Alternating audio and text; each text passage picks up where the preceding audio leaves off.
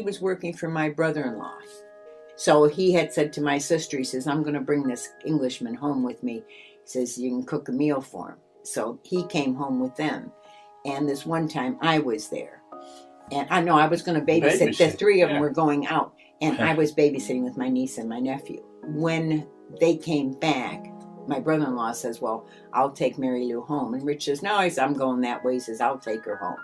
And we got to Fullerton Plaza. And we sat on these stairs. And we sat on the stairs 2, 3 o'clock in the morning just talking. And that was the start of it. And then Easter, I invited him over to our house. So he came at Easter and he brought me an orchid, proper orchid.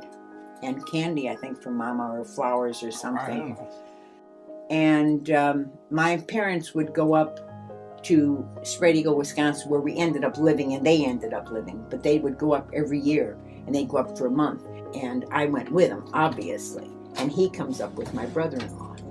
And just before that, he had proposed.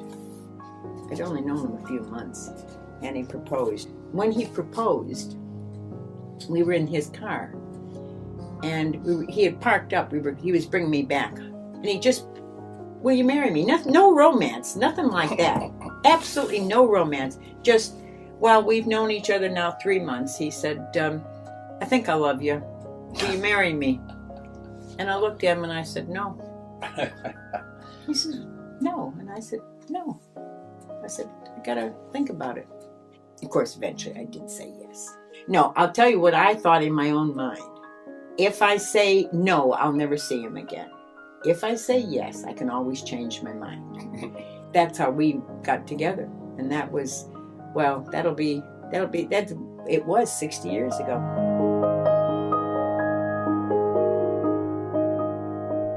We went from Chicago to Colorado Springs and turned around and came back. Because when we got married, we got gifts, but then we also got money. So on our wedding night, we sat on the bed and counted the money. And we divided the money up. And he put half in the front of his wallet and half in the back. And we'd go as far as we said with what this money would take us. And then we'd turn around and come back. Except we didn't. We just kept going. So we arrived back in Chicago with $1. And we went to my mother's, and she gave us food to take home with us.